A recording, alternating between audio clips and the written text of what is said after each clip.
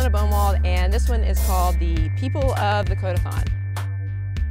If you're throwing a Code-a-thon, I'm assuming there's two things that you would like to have. One would be lots of people, two, that you actually get things written. First of all, to run a Code-a-thon, you need to either be yourself 3 people or you should have 3 people. Yeah, you could possibly do it with less if one of them is possibly schizophrenic, but for the most part, it's not really a good idea. I've done it before, it burns you out really quick. Those 3 people are, first of all, you really need to have someone who does event logistics. This is the person who brings the cool. This is the person who gets the food, the entertainment, the location, all that kind of stuff done. Here in Austin, Texas, I use this wonderful person. His name's Dorian, and he's a rock star, and he's an artist, and he knows all the artists, and so therefore he brings the cool. The next thing that you need, the second person that you need, is a social media maven or guru.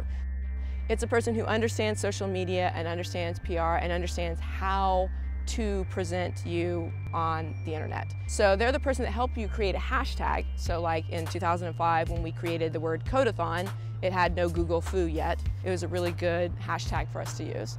But they help you create a hashtag, they go through, they set up all of your social media accounts, Twitter, Facebook, Eventbrite, LinkedIn, Lanyard, whatever the flavor of the day happens to be that everybody's on. They can also do traditional media too, like television, radio, and newspaper. The third person that you need, and this is going to be the hardest for you to find, is going to be a product management ninja. This person has to help you gather programmers and also has to help wrangle anywhere from 6 to 24 different projects so that they can all be ready to go for the programmers when the Code-a-thon begins. In the Code-a-thon, you're trying to do 2 different things. You're gathering people, yes, that's true, but you are also wanting to get code written and completed that's useful. And that's really hard. It's really hard to do that in a weekend setting. For that, once again, I recommend wikis. Going in, organizing each of the projects in their own little sections on the wikis so that they can get everything organized out. Can't stress this enough. There's nothing more demotivating to programmers than not knowing what they're going to work on. The majority of programmers actually want to have some kind of feel. They want to know if it's in a language that they're familiar with, if it's a project that they want to work on, how are they going to be useful and needed, and are they going to write something that lives on past this event. So for each of those teams, once again, you need 3 people.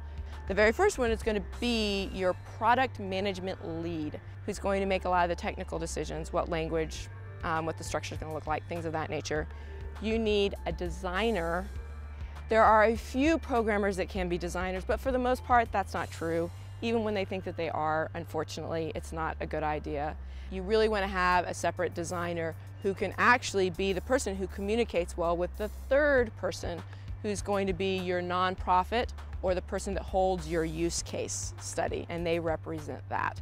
And so between that, you have enough to actually get sufficient code written and a sufficient design started before you even start writing the code.